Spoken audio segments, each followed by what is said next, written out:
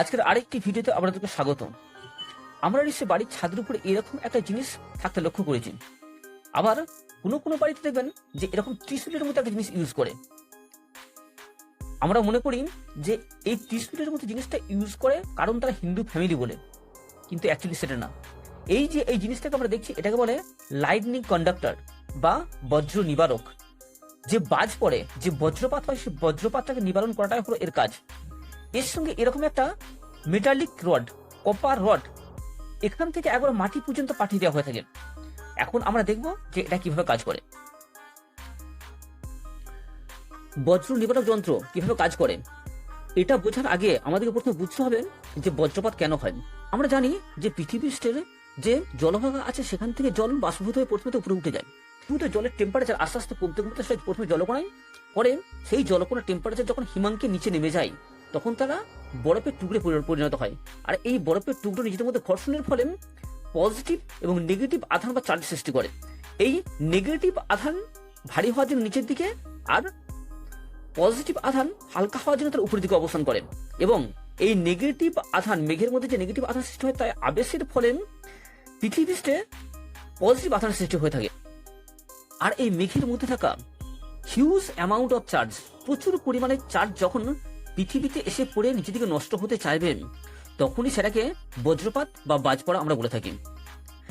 এই বজ্রপাত প্রচুর পরিমাণ ক্ষতি করে, আর তার জন্য কিন্তু এই লাইটনিং কন্ডাক্টর ইউজ করা হয়। এখন আপনার মনে যদি প্রশ্ন এসে থাকে বজ্রপাত কেন হয়, বজ্রপাতের সময় কি মোবাইল ইউজ করা যায়, এ বিষয়ে দুটো আলাদা আলাদা ভিডিও আমার চ্যানেলে বানানো আছে, ওখানে গিয়ে চেক করুন।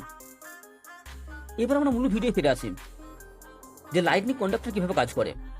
আমরা অলরেডি দেখেছি যে মেঘের নিচের দিকে যে নেগেটিভ চার্জ বা আধান সৃষ্টি হয়, সেই আধানের আবেশ বা ইন্ডাকশনের ফলে পৃথিবীতে পজিটিভ চার্জ সৃষ্টি হয়।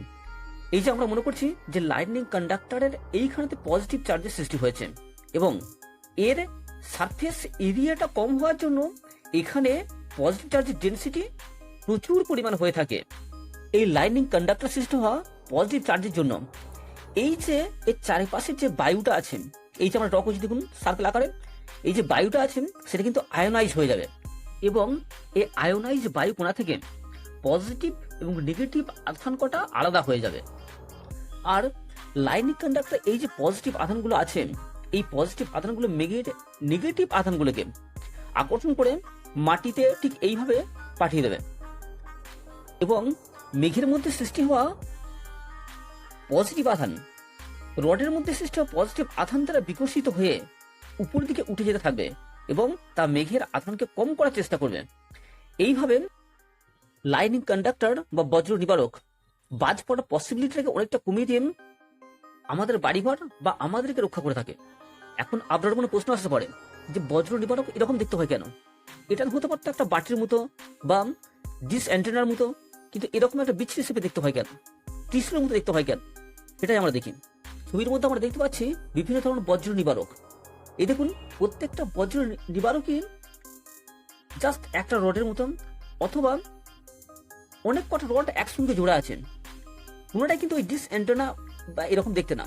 এর মেন কারণ হলো আমরা জানি যে surface charge density inversely proportional to surface area, অর্থাৎ সারফেস চার্জ ডেনসিটি এরিয়া বা ক্ষেত্রফলের সঙ্গে ইনভার্সলি প্রপোর্শনাল। অর্থাৎ কোনো কিছু না, এরিয়া যত বাড়বে সারফেস চার্জ ডেনসিটি তত কমবে।